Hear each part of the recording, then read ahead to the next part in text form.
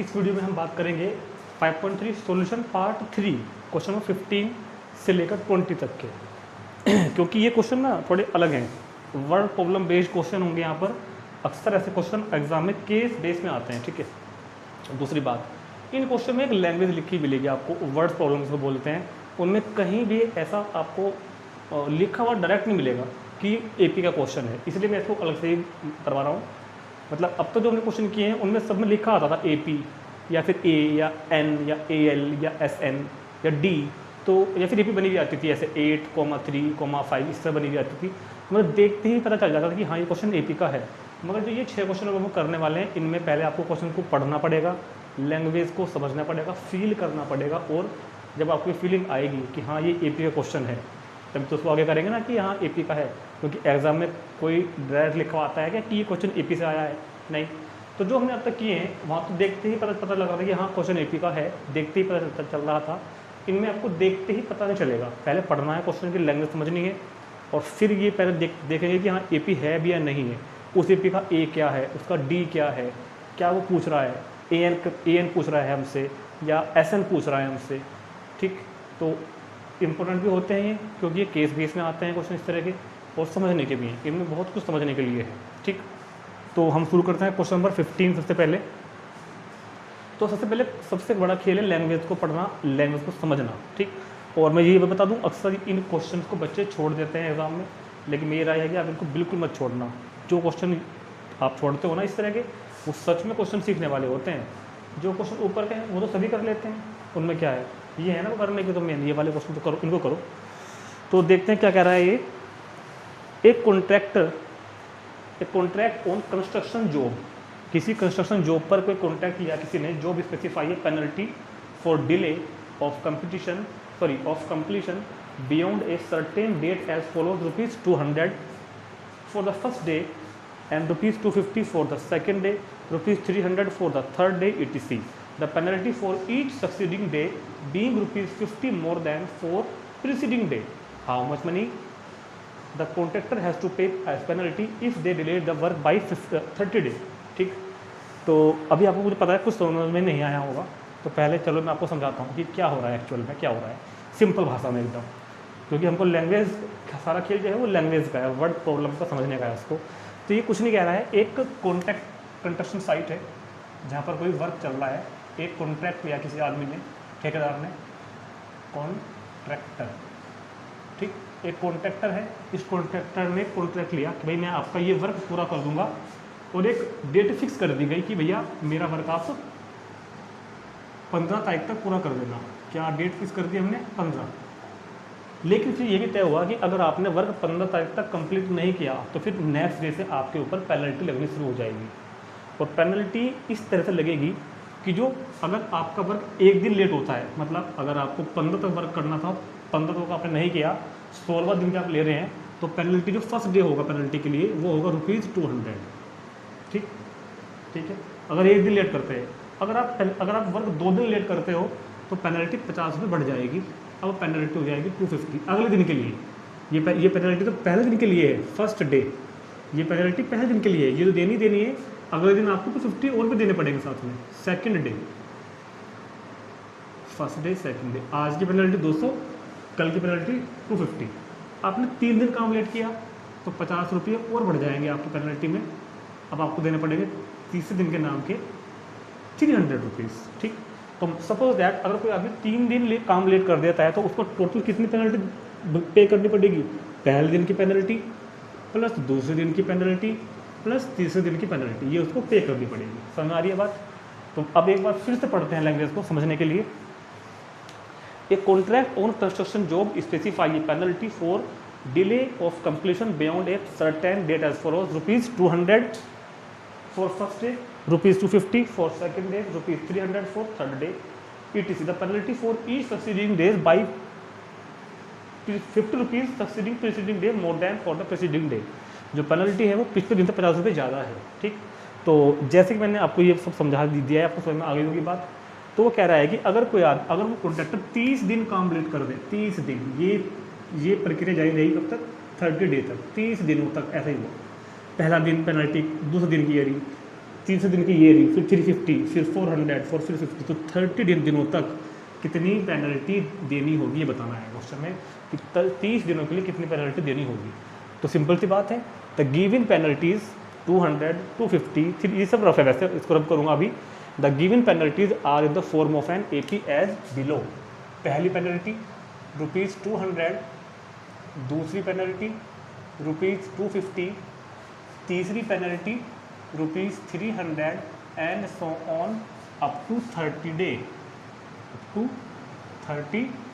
और वो इन 30 डेज की टोटल पेनल्टी पूछ रहे हैं हमसे कि अगर वो कॉन्ट्रैक्टर 30 दिन तक काम लेट करे तो कितनी पेनल्टी पे करनी होगी। तो टोटल पेनल्टी कितनी बनेगी, टोटल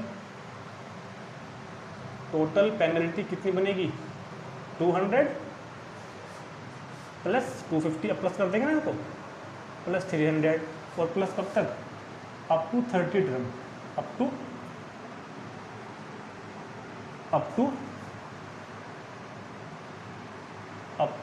30 टर्म। तो पहले हमने यहाँ पर AP को बना के दिखाया 200, 250, 300 अप टू 30 डेज तक, और टोटल पेनल्टी जो पे करेंगे इसको अब कर देते हैं यहाँ से। अब तो टोटल पेनल्टी जो हम लोग पे करेंगे वो कितनी होगी, इस सीरीज का सम 30 पदों तक 30 टर्म तक सम कर देंगे। तो बस अब इसमें फॉर्मूला लगाएंगे सम वाला 30 तक का, और वैल्यू आ जाएगी जिसके लिए मेरे पास A है, A is equal to 200, common difference DB है, 250 minus 200 is equal to 50, and number of term N भी मेरे पास में है कितना 30। So total penalty SN is equal to N/2 into 2A plus N-1 into D। N की value रखो कितना 30, तो 30/2 इंटू 2A, A की value 200 plus N-1 into D। चलो जी, तो 15 तो हो गया बाहर, 200 टू द 400, 30 माइनस 1 29 इंटू 50। तो 15 इंटू मल्टीप्लाई 400, 29 पंजे कितने होते हैं भैया 145, ठीक है। और बस अब तो फिर सिंपल हमको कैलकुलेशन करनी है। कैलकुलेशन वाला काम तो आप अपने आप भी कर सकते हो, कोई इसमें मुश्किल काम नहीं होगा। तो 1450 प्लस 400 1850, 1450 प्लस 400 1850, और इसको जब आप मल्टीप्लाई करोगे तो 27,750 रुपया उसको पेनल्टी के रूप में पे करना पड़ेगा। 27,750 रुपीज़ भुगतान देना होगा पेनल्टी के लिए, ठीक। तो क्वेश्चन में कुछ नहीं था वैसे, मतलब यहाँ के बाद इन 3 लाइन के बाद तो सब काम हम पहले कर चुके, मगर इन 3 लाइनों तक पहुँचना ही बड़ा काम है बस, ठीक। देखते हैं नेक्स्ट क्वेश्चन, नोट करेंगे तुरंत।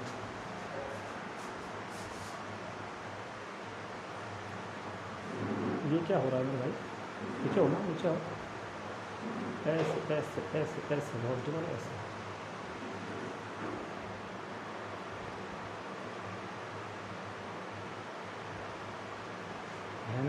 सिद्धन हो गई।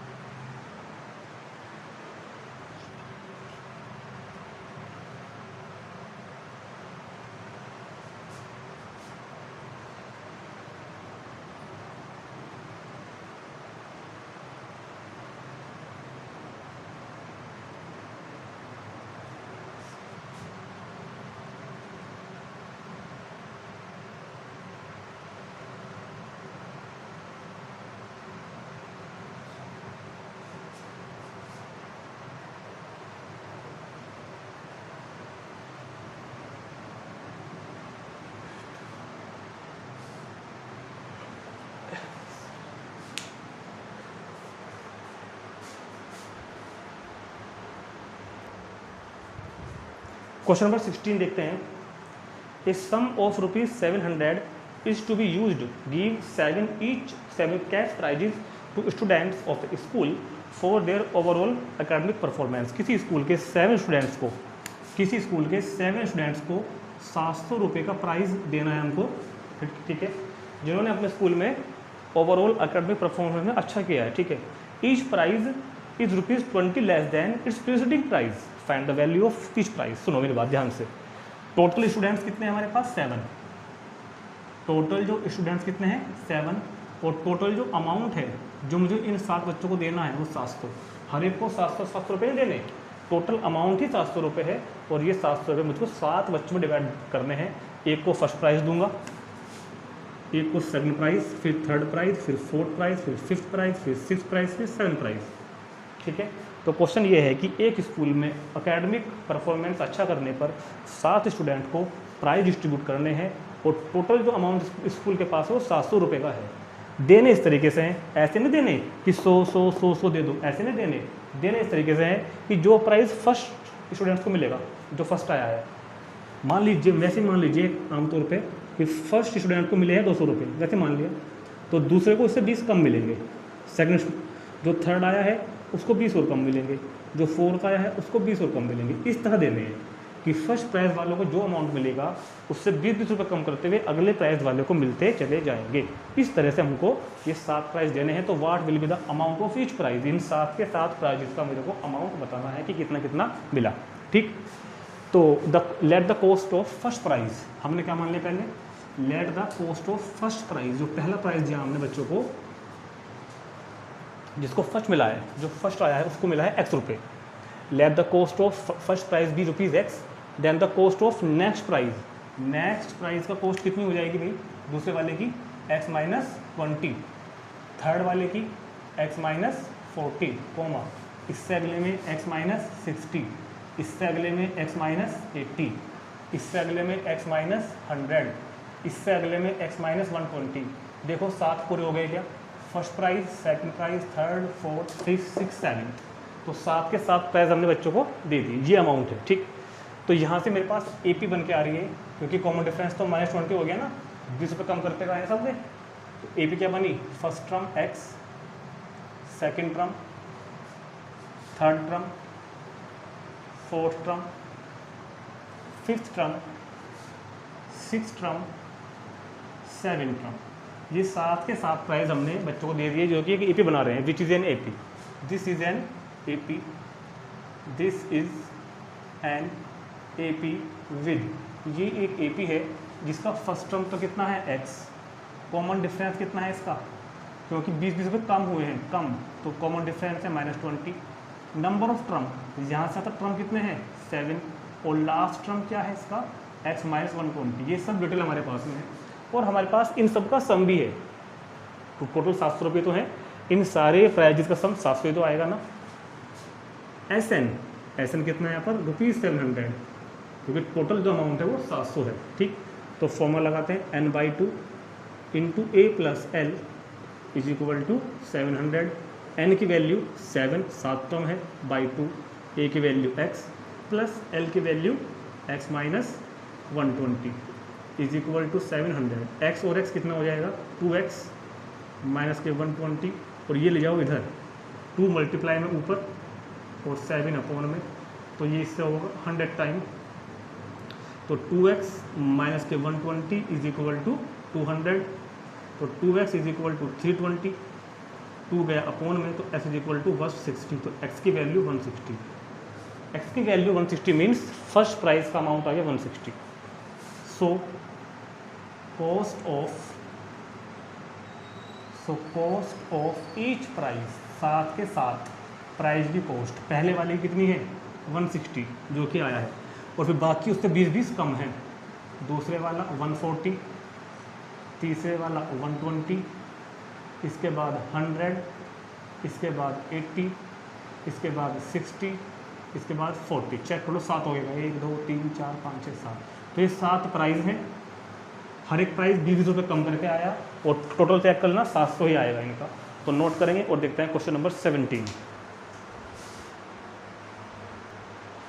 नेक्स्ट क्वेश्चन देखते हैं 17। कह रहा है कि in a school students thought of planting trees in and around the school of reduce air pollution. कुछ स्कूल के बच्चों ने ये सोचा कि पेड़ लगाते हैं अपने स्कूल के आसपास एयर पोल्यूशन को रिड्यूस करने के लिए। It was decided that the number of tree, ये तय हुआ कि नंबर ऑफ पेड़ जो लगाए जाएंगे वो इस तरह लगाएंगे कि each section of each class will plant, कि हर क्लास का हर सेक्शन, हर क्लास के जितने सेक्शन है सब हर सेक्शन के बच्चे पेड़ लगाएंगे। Will be the same as the class, और जिस क्लास में वो है उस क्लास उतने पेड़ लगाने हैं। मतलब अगर बच्चा फर्स्ट क्लास में है तो फर्स्ट क्लास के बच्चे सिर्फ एक ही पेड़ लगाएंगे, सेकंड क्लास के बच्चे 2 पेड़ लगाएंगे, थर्ड क्लास के बच्चे 3 पेड़ लगाएंगे, इसी तरह 12th क्लास के बच्चे 12 पेड़ लगाएंगे। लिखा भी आगे, in which they are studying example a section of class first will be plant 1 tree, a section of class second will be plant 2 trees and so on till class 12. There are the 3 section of each class. How many trees will be planted by the students? ठीक, तो एक school है, उस class में 1 से लेकर 12 तक कक्षाएं हैं, हर कक्षा के 3-3 सेक्शन हैं और हर सेक्शन का बच्चा पेड़ लगाएगा और एक सेक्शन को उतने पेड़ लगाने हैं, एक बच्चे को नहीं कह रहे हैं, एक सेक्शन को उतने पेड़ लगाने हैं जिस क्लास में वो है। मतलब देखते हैं बोर्ड पे तो क्या कह रहा है, सुनो मेरी बात बहुत ध्यान से। ये फर्स्ट क्लास है, फर्स्ट क्लास के 3 सेक्शन है ABC, ये सेकंड क्लास है इसके भी 3 सेक्शन है ABC, ये थर्ड क्लास है इसके भी 3 सेक्शन है ABC, इसी तरह ये 12th क्लास है इसके भी सेक्शन कितने हैं 3 ABC। 12th क्लास के कितने सेक्शन है मेरे पास 3 है ABC। ये कह रहा है कि फर्स्ट क्लास का जो पहला सेक्शन है वो 1 पेड़ लगाएगा मिल करके, जितने बच्चे हैं सब मिलकर एक पेड़ लगाएंगे। सेक्शन B वाले बच्चे आए वो भी एक ही पेड़ लगाएंगे, सेक्शन C वाले बच्चे आए वो भी एक ही पेड़ लगाएंगे, ये कह रहा है। ऐसी क्लास 2 में पहुँचे, क्लास सेकंड के सेक्शन A के बच्चे आए और ये सब बच्चे मिलकर 2 पेड़ लगाएंगे, सेक्शन B के बच्चे भी मिलकर 2 ही पेड़ लगाएंगे, सेक्शन C के बच्चे भी मिलकर 2 ही पेड़ लगाएंगे। क्लास थर्ड को बुलाया, 3 सेक्शन खड़े हो गए, section A, section B, section C। Section A के बच्चे आगे आए मिलकर उन्होंने 3 पेड़ लगाए, सेक्शन B के बच्चे आए 3 पेड़ लगाए, सेक्शन C के बच्चे 3 पेड़ लगाए, इसी तरह चलता रहेगा। क्लास 4 के 4 लगाएंगे, क्लास 12 के सेक्शन A के बच्चों ने 12 पेड़ लगाए, सेक्शन B ने 12 लगाए, सेक्शन C ने 12 लगाए। तो क्वेश्चन की पूरी कहानी ये बनती है कि एक स्कूल में 1 से लेकर 12 तक क्लासेस हैं and each class have 3 section, section A, B, C and all students of each section planted the number of tree as will they study in the class. जिस क्लास में वो पढ़ते हैं उतने पेड़ लगाएंगे। तो टोटल पेड़ कितने बन गए, टोटल पेड़ कितने लगे, तो सुनो बहुत ध्यान से। अब ये AP कैसे बनेगी, इसको हम कैसे लिखें, सुनो बहुत, मेरी बात को बहुत ध्यान सुनना। The number of trees planted by the students form an AP as below. लगाए गए पेड़ों की संख्या है वो एक AP बनती है। कैसे, सुनो। जो सेक्शन हम A की बात कर लेते हैं, पहले सिर्फ सेक्शन A की बात कर लेते हैं, ठीक है। 4 सेक्शन A हम बात करते हैं पहले 4, ये छोड़ो सिंपल एक बार में कर देते हैं। 4 सेक्शन ऐसे क्या चक्कर है, 4 सेक्शन को हटाओ। हम बात करते हैं पहले इस कॉलम की, इस कॉलम की बात करते हैं सिर्फ A वाले की।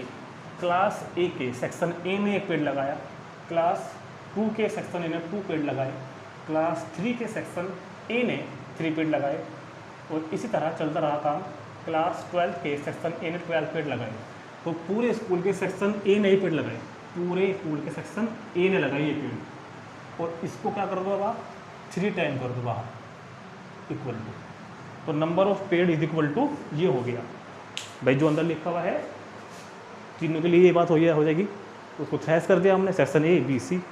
अब इस 3 के मल्टीप्लाई कर दो अंदर, 3 1 जा 3, 3 2 जा 6, 3 3 जा 9 और 3 12 जा 36। ये बन गई एक AP। अगर आप बहुत ध्यान से देखें तो A common difference D 3, number of last term 36 और नंबर ऑफ टर्म 12, ये 12 ही तो हैं। तो मुझको निकालना है इसका सम। तो सम का फॉर्मूला क्या होता है, SN is equal to N/2 into A plus L। तो N/2 into A plus L, तो ये तो हो जाएगा 6, 36 और 3 39, तो 234। तो पूरे स्कूल में प्लेट लगाए कितने 234। तो सही, अच्छा सा क्वेश्चन था, नोट करेंगे और देखते हैं next question, question number 18। Question number 18, question number 18 को पढ़ते हैं और समझते हैं कि ये क्या कह रहा है। और थोड़ा सा यहाँ पे ज्योमेट्री वाली फीलिंग आएगी आपको, सर्किल वगैरह है, सर्किल का पैरामीटर का फॉर्मूला याद होना चाहिए, ठीक है। और देखते हैं कि इसमें कैसे, इसमें हमको ये पता कैसे चलेगा कि हाँ ये क्वेश्चन एपी का है, ये भी देखते हैं। सुनो मेरी बात, क्वेश्चन को हमने अभी नहीं पढ़ा, पहले आप मुझे बताओ पैरामीटर ऑफ सर्कल का क्या फॉर्मूला होता है। सबसे पहले पैरामीटर ऑफ सर्कल, देखो पैरामीटर ऑफ सर्किल होता है 2πr, ये फॉर्मूला आपने पढ़ा होगा पहले 9th में, 8th क्लास में, 7th क्लास में। पैरामीटर ऑफ सर्कल 2πr, ये तो हो गया पैरामीटर ऑफ सर्किल का फॉर्मूला। अब मुझे बता दो कि पैरामीटर होता क्या है। वैसे ये सर्किल है,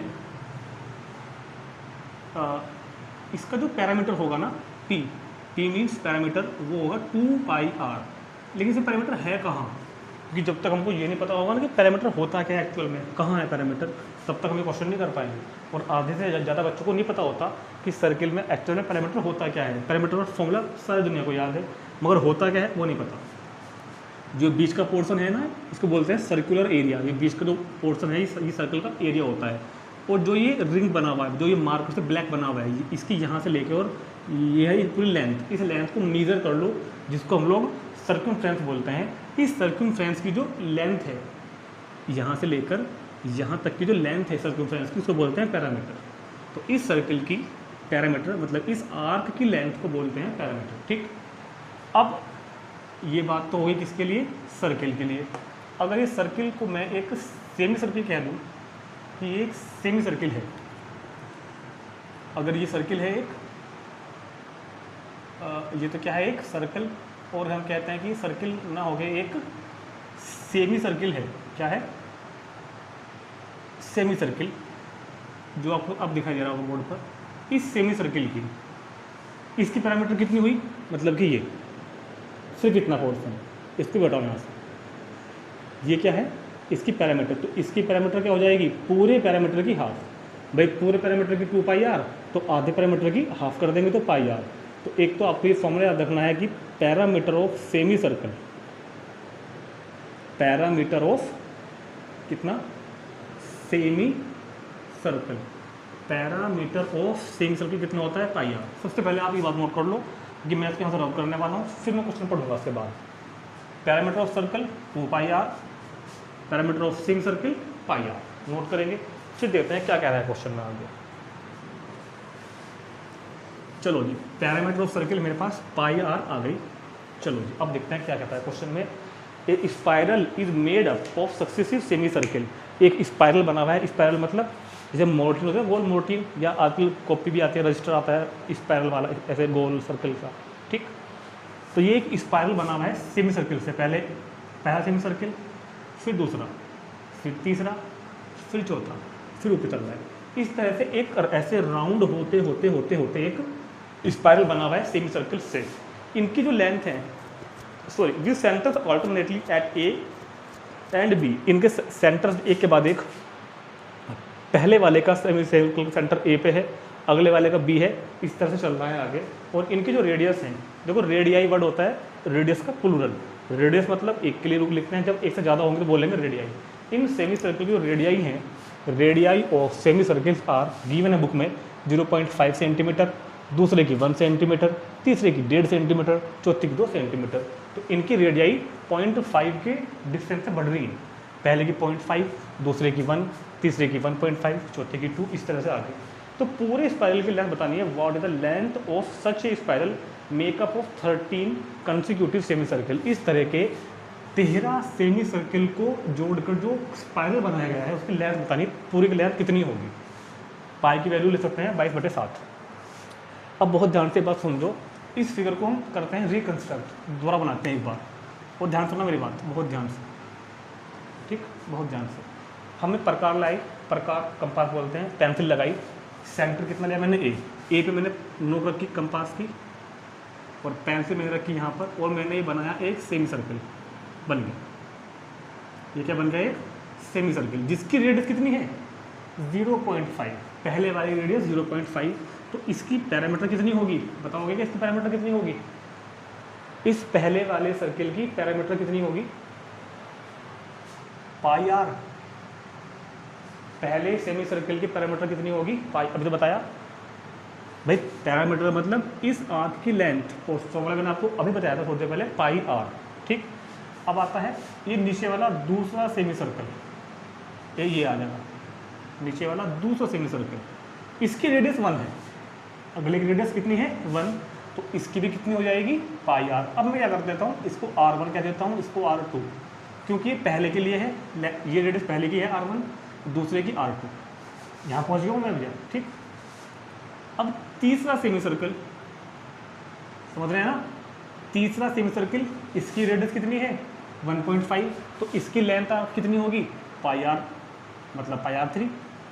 अब चौथा सेमी सर्कल, ये नीचे वाला चौथे वाला सेमी सर्कल, इसकी रेडियस कितनी है 2, तो इसकी लेंथ कितनी होगी पाई आर 4। ठीक, ये बात समझ में आ गई। वो R1 है, वो R2 है, इसको हमने मान लिया ये R1 है, जरूरत नहीं वैसे, R1 R2 R3, radius 1 radius 2 radius 3 radius 4। तो इस तरह से पहला, दूसरा, तीसरा, चौथा और पांचवा, छठा, सातवां, आठवां, नौवां, 10वां, 11वां, 12वां, 13 सेमी सर्किल को जोड़ के जो स्पाइरल बनाया गया है, इस स्पाइरल की मुझे लेंथ बतानी है। तो इस पूरे स्पाइरल की लेंथ ये तो होगी, पहला सेमी सर्किल की, पहले सेमी सर्किल की लेंथ प्लस दूसरे की लेंथ प्लस तीसरे की लेंथ प्लस चौथे की लेंथ, और प्लस कहाँ तक, प्लस कहाँ तक, अप टू 13। टोटल 13 तो है ये, समझ में आ गया होगा ना बात, टोटल 13 तो है ये। बताओ कमेंट करके, समझ में आया नहीं आया, रब कर दो इसको। तो इस तरह मुझको इस पूरे स्पाइरल की लेंथ बतानी है।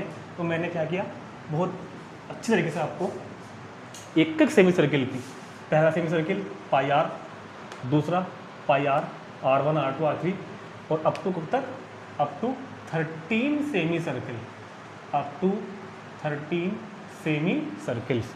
तो क्या लिखेंगे इधर हम, टोटल लेंथ। तो बस कंसेप्ट समझना था। अब तो क्वेश्चन हम कर ही देंगे आगे, अब तो कैलकुलेशन वाला पार्ट रह गया। मेन जो काम समझने का वो ये था कि radius of semi circle are 0.5, 1, 1.5 and 2। तो टोटल लेंथ, पहली सेमी सर्किल की length pi R1 plus pi R2 plus pi R3 plus pi R4 up to 13 semi circle. अब तो हम सोल्व इसको कर ही देंगे। तो एक काम करते हैं, ये फिगर मैं यहाँ से हटाता हूँ, क्योंकि मुझे थोड़ी बहुत कैलकुलेशन अभी करनी पड़ेगी। तो बहुत बेहतरीन तरीके से समझा दिया मैंने आपको। अब तो कैलकुलेशन वाला पार्ट रह गया आगे। चलो जी, तो टोटल लेंथ पाई आर मतलब 0.5 प्लस पाई R2 मतलब 1 प्लस पाई R3 मतलब 1.5 प्लस पाई R4 मतलब 2, और अप टू, अब बन चुकी है लगभग AP, अप टू 13 टर्म। कब तक, 13 टर्म तक। अभी मैं बताओ 0.5 का मतलब 1/2 होता है क्या, ध्यान रखना भाई। 0.5 मतलब होता है 1/2, और 1.5 मतलब क्या होता है 3/2।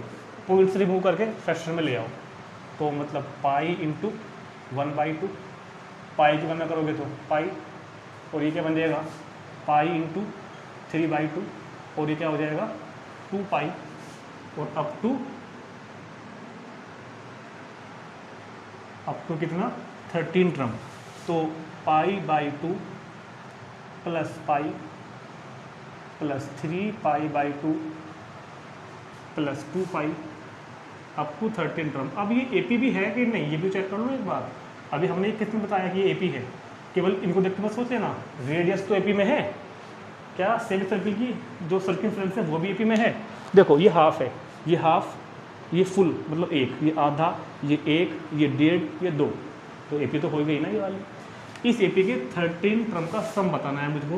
तो A मतलब फर्स्ट टर्म, D मतलब common difference second term minus first term. जब सेकंड टर्म में फर्स्ट टर्म को माइनस करोगे तो क्या पाओगे, π/2 ही पाओगे। ठीक, और नंबर ऑफ टर्म कितने को प्लस करना चाह रहा हूँ 13 को, n = 13। तो फॉर्मूला लगा दो जी, n/2 into 2a plus n-1 into d, n/2 into 2a plus n-1 into d। तो ये 2 से 2 कैंसिल हो गया, तो 13/2 इंटू पाई, 13 में से 1 गए 12, 12/2 6, तो 6 पाई। तो 13/2 6 और 7 पाई, तो 13 इंटू 7 और पाई की वैल्यू 22/7, और ये 2 था अपॉन में, 7 से 7 कैंसिल, 2 से 22 11 टाइम कैंसिल, और 13 11 आर 143 सेंटीमीटर। तो टोटल स्पाइरल की length 143 centimetre. Note it down and move to next question. 200 logs are stacked in the following manner. 200 logs, देखो एक वर्ड लिखा हुआ है logs। log मतलब होता है लकड़ी के गोल लट्ठे, जैसे कि आपको फिगर में दिखाई दे रहा होगा। logs मतलब लकड़ी के गोल लट्ठे। और टोटल logs कितने हैं मेरे पास? 200 लकड़ी के लट्ठे हैं, और वो इस मैनर में रखे हुए हैं जैसे कि आपको फिगर में दिखाई दे रहे हैं। और क्वेश्चन में लिखा हुआ भी है क्या कि 20 logs in the bottom row, जो सबसे बॉटम वाली रो है ना, इसमें रखे हुए हैं 200 लोग। देखो यहाँ पे देखो नीचे 20 रखे हुए हैं। इसके जो ऊपर वाली रो है इसमें 19 रखे हुए हैं, इससे ऊपर वाली रो में 18 रखे हुए हैं। इस तरह से ये पहली रो मानेंगे, इसको मानेंगे पहली रो, दूसरी रो, तीसरी रो, फिर चौथी रो, इस तरह रो बढ़ेगी, ऊपर को रो बढ़ेंगी और नंबर ऑफ लॉग्स एक कम होते चले जाएंगे। तो बताना है कि how many logs are the top row. एक तो कितनी टोटल कितनी रो बनेगी, 1 2 3 4 5, ये 200 लोग को इस तरह रखने में कितनी रो बनेगी? 10, जैसे कि 3 रो हो गई अभी तक, 4 बनेगी या 5 बनेंगी या 10 रो बनेगी, कितनी रो बनेगी? और जितनी भी रो बनेगी तो सबसे टॉप वाली रो में, सबसे ऊपर वाली रो में कितने लोग आएंगे? लोग मतलब लट्ठे कितने आएंगे? जैसे कि पहली रो में 20 लोग हैं, दूसरी में 19 लोग हैं, तीसरी में 18 हैं। मान लो कि 10 रो आई, तो 10 रो आई तो ये बताना है कितनी रो आएंगी, और 10वीं रो में लोग कितने हैं, लट्ठे कितने हैं, ये बताना है। ठीक, तो हमने लिखा है ऊपर क्या, the number of logs in row are in the form and AP given below. जो लॉग्स रखे हुए हैं रो में वो एक AP की फॉर्म में है, जो कि इस तरीके से है 20, 19 एंड 18। ठीक, और मैंने मान लिया let there are n row, let there are n row. भाई रो कुछ तो होंगी, 10 रो होंगी या 12 रो होंगी या 15 रो होंगी, तो हमने मान लिया n रो हैं। तो ये बताओ A कितना है इसका, फर्स्ट टर्म 20, D कितना है इसका 19 -20 -1, और इन सब रो का सम कितना है SN 200। भाई टोटल रो, सॉरी टोटल लट्ठे 200 तो हैं, पहली दूसरी तीसरी सारी रो के लॉग्स का सम 200 ही तो आएगा। SN is equal to 200। तो जी क्या हो जाएगा n/2 into 2A plus n-1 into D is equal to 200। तो n/2 into 2A plus n-1 into D is equal to 200। तो n/2 22 जब 40 माइनस मल्टीप्लाई करो n minus minus plus 1 is equal to 200। तो n 40 और 1 41 minus n, इस 2 को भेज दो ऊपर मल्टीप्लाई में, तो ये बन गया 400। अंदर मल्टीप्लाई करो 41n माइनस के n square is equal to 400। इन दोनों को भी उधर ले जाओ, माइनस n स्क्वायर उधर गया तो प्लस n स्क्वायर, 41n उधर गया तो माइनस के 41n और प्लस 400 और is equal to 0। This is a quadratic equation in n। ये बन गई है एक n में क्वाड्रेटिक इक्वेशन। और हम ऐसा क्वेश्चन आज पहली बार नहीं कर रहे AP में, हम पहले भी कर चुके हैं। फैक्टर करने पड़ेंगे, मल्टीप्लाई करके 400 आए और प्लस करके 41, ऐसे दो नंबर होंगे 25 और 16। तो n स्क्वायर माइनस 25 प्लस 16। अगर आपको फैक्टर करने नहीं आते तो आप मुझे कमेंट करके बताओ, मैं आपको फैक्टर करने भी सिखाऊंगा अलग से। तो ये क्या हो जाएगा, n स्क्वायर माइनस मल्टीप्लाई करो 25n minus 16n plus 400 is equal to 0।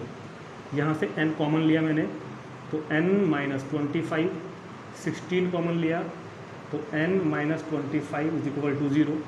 अब n माइनस 25 कॉमन लिया तो n minus 16 is equal to 0। दोनों को अलग अलग रखो 0 के equal, n minus 25 is equal to 0 and n minus 16 is equal to 0। तो n इज इक्वल टू 25 आया और n इज इक्वल टू 16 भी आया। और शायद आपको कुछ याद भी आया क्या, कि इस तरह क्वेश्चन में अगर n की वैल्यू 2 आ रही है तो कोई एक छोड़नी पड़ जाती है, अगर नेगेटिव आती तो या फ्रैक्शन में आती तो, but there is both values are natural number, दोनों वैल्यू नेचुरल नंबर हैं तो दोनों दो ही लेनी पड़ेंगी। एन की वैल्यू तो हम अवॉइड नहीं कर सकते, लेकिन एन क्या है, let there are n row, n है नंबर ऑफ रो कि रो कितनी है क्वेश्चन में, जो ये लॉग्स रखे हुए हैं कितनी रो में रखे हुए हैं, तो भाई 200 लोग 200 जो लट्ठे हैं, जो 200 जो लॉग्स हैं, वो इसके दो आंसर पॉसिबल हो सकते हैं क्या, कि ये 200 लोग्स 25 रो में आए और यही 200 लोग 16 रो में आए, ऐसा तो पॉसिबल नहीं है ना भाई। 200 लोग्स हैं, 200 लकड़ी के लट्ठे हैं, या तो वो 25 रो में आएंगे या वो 16 रो में आएंगे, मतलब कोई ना कोई एक अब भी गलत है यहाँ पे। जब हमने पहले इनको कराया था क्वेश्चन को आपको इस तरह के, तो उनमें एक वैल्यू हम इसलिए छोड़ रहे थे क्योंकि नेगेटिव आती थी और नंबर ऑफ टर्म नेगेटिव नहीं हो सकता, लेकिन इस बार नेगेटिव तो है नहीं तो दोनों लेनी पड़ेंगी। लेकिन ये तो पॉसिबल नहीं है ना कि एक ही क्वेश्चन में जो हमको पेड रखने हैं वही हमने 25 रो में रख दिए और फिर वही हमने 16 रो में रख दिए उसी मैनर के अंदर, ऐसा तो नहीं होगा। तो मतलब कोई ना कोई यहाँ पे गलत है, वो कैसा गलत है वो चेक करना पड़ेगा, वो गलत कैसे है वो भी मुझे हमको चेक करना पड़ेगा। तो एक वैल्यू 25 आई है, एक वैल्यू 16 आई है। अब एक बात बताओ, क्वेश्चन में उसने मुझसे दो बातें पूछी हैं कि एक तो नंबर ऑफ रो बताओ, तो नंबर ऑफ रो या तो 25 होंगी या 16 होंगी, दोनों नहीं होंगी। और वो ये भी कह रहा है कि इन रो में जो लास्ट की जो रो है ना ऊपर वाली, उसमें कितने लोग रखे हुए हैं, हमको मुझे बताना है कि एन की रो में, nth रो में कितने लोग रखे हुए हैं।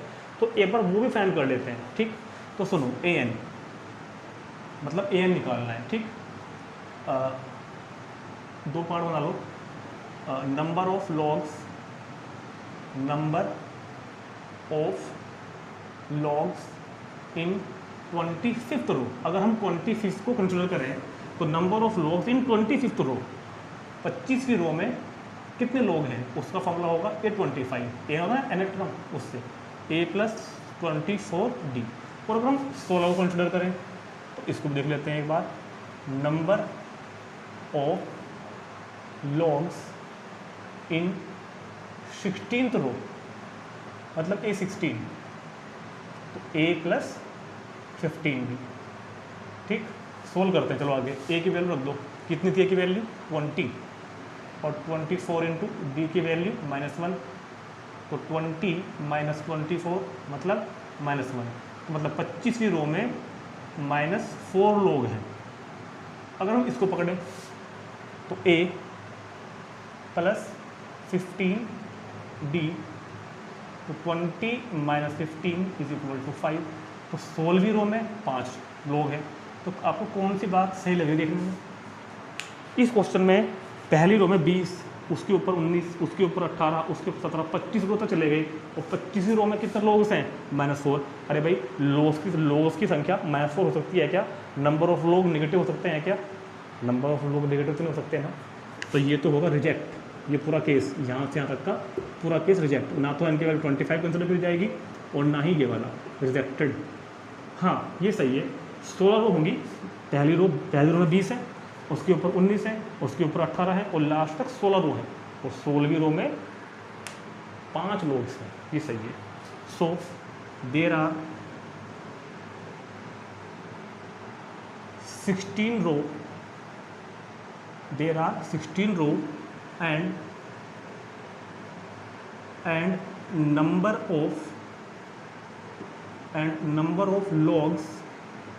number of logs in 16th row, number of logs in 16th row is 5।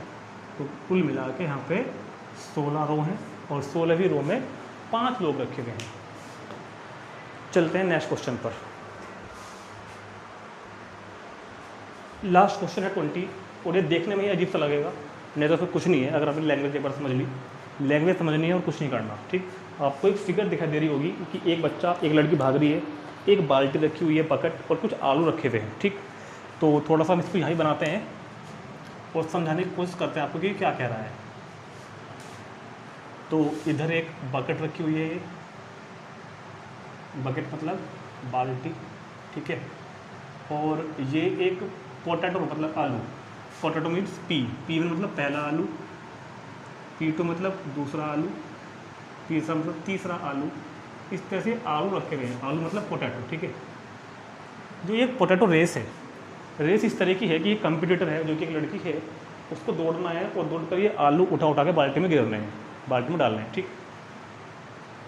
और ये आलू इस तरह से सिचुएटेड हैं कि जो पहले आलू की डिस्टेंस है बाल्टी से वो 5 मीटर की है। बहुत ध्यान सुनना, पहले की डिस्टेंस कितनी है 5 मीटर। पहले पोटैटो की distance from the bucket is 5 metre and the next potato will be locate apart 3 metre each. अभी 3 मीटर पे है, ये 3 मीटर पे है, अगला फिर 3 मीटर पे है, अगले वाला फिर से 3 मीटर पे है, और इस तरह करते करते मेरे पास 10 पोटैटोज हैं। पहला ही 5 पे है, बाकी सब 5 के बाद 3 3 3 3 पे है, ठीक। अब एक जो कंपटीटर है जो रेस लगा रही लड़की, क्या करेगी, वो बाल्टी के पास खड़ी है, यहाँ पर जाएगी P1 पे, यहाँ से जाएगी P1 पे, इसको उठाएगी, वापस डाल देगी लाके। इस तरह को सारे डालने हैं, जाना उठाना वापस डालना, जाना उठाना वापस डालना, जाना उठाना वापस डालना। तो इस सारे के सारे 10 आलू को डालने में उसको कितनी डिस्टेंस चलनी पड़ी टोटली बतानी है। तो एक बार लैंग्वेज पढ़ लेते हैं। In a potato race a bucket is placed at the starting point, ये बकेट रखी हुई है स्टार्टिंग पॉइंट पर, which is 5 metre from the first potato, जो पहले पोटैटो से 5 मीटर डिस्टेंस पे है।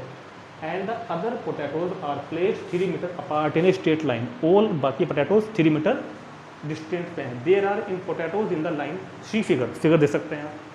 एक competitor start from the bucket, एक कंपटीटर बकेट से स्टार्ट करेगा, picks up the nearest potato, पहले पोटैटो को उठाएगा, रन बैक विद इट, इसको लेकर वापस जाएगा, ड्रॉप्स इन द बकेट, बाल्टी में डाल देगा, run back to pick up the next potato, फिर नेक्स्ट पोटैटो पे जाएगा, pick up to next potato, runs to back the bucket, दोबारा आएगा और डाल देगा। And she continues in the same way until all the potatoes are in the bucket. What is the total distance the covered has to run, ठीक। And there are 10 potatoes, तो 10 potato इस तरह के मेरे पास में है। तो the distance covered by potatoes are in AP as below, distance जो है वो AP में है। कैसे है आप सुनो मेरी बात, किस तरह से, ध्यान से देखो, सुनो।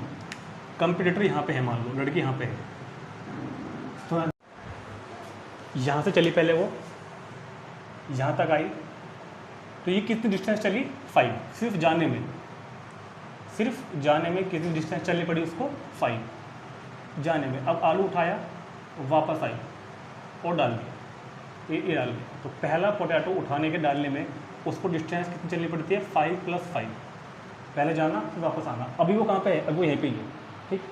अब वो यहाँ से फिर गई यहाँ तक, अब कितनी चलनी पड़ी उसको 5 + 3, अब चलनी पड़ी उसको कितनी 5 + 3 सिर्फ जाने में। अब उठाया, वापस आई, डाल दिया, तो वापस भी कितना आई वो 5 + 3, वापस भी कितना आई वो 5 + 3। अब तीसरे पे गई, कितनी चली 5 + 3 + 3, 5 + 3 + 3, ये जाने की, और प्लस फिर वापस आने की, 5 + 3 + 3 ब्रैकेट। तो टोटल डिस्टेंस यही तो बनेगी, पहले के लिए, ये दूसरे के लिए, तीसरे के लिए, and up to 10 term, up to 10 terms. ये काम कर रही हूँ 10 बार। चलो जी, 5 और 5 10, 16, 22 अप टू 10 टर्म। तो टोटल डिस्टेंस जो तो चली है, टोटल डिस्टेंस, ये क्या बन गया मेरे पास, डिस्टेंस देना अप टू 10 टर्म। तो देखो ये एक AP बन गई, इसमें A कितना है 10, D कितना है 6, इसको यहाँ से हटा दो, इसको यहाँ से हटा दो। इस AP के लिए A कितना है 10, D कितना है 16 - 10, और नंबर ऑफ टर्म कितने हैं 10। दैट्स, तो SN मतलब n/2 × 2A + n - 1 × D। SN मतलब n/2, 2A + n - 1 × D। तो 5, 10 to the 20, 10 से गया 9, 9 से 54, तो 5 × 74 मतलब कि 370 मीटर। इतनी मीटर डिस्टेंस उसको टोटल कवर करनी पड़ेगी इस सारे खेल को करने के लिए, ठीक। तो समझ में आ गया होगा। नोट करेंगे इसको तुरंत, और हमारी एक्सरसाइज 5.3 कंप्लीट और चैप्टर 5 एपीबी कंप्लीट। अब हम मिलते हैं आपके नेक्स्ट चैप्टर में, ट्राइंगल लेके आते हैं, ठीक है। तो मिलते हैं नेक्स्ट चैप्टर में, ट्राइंगल।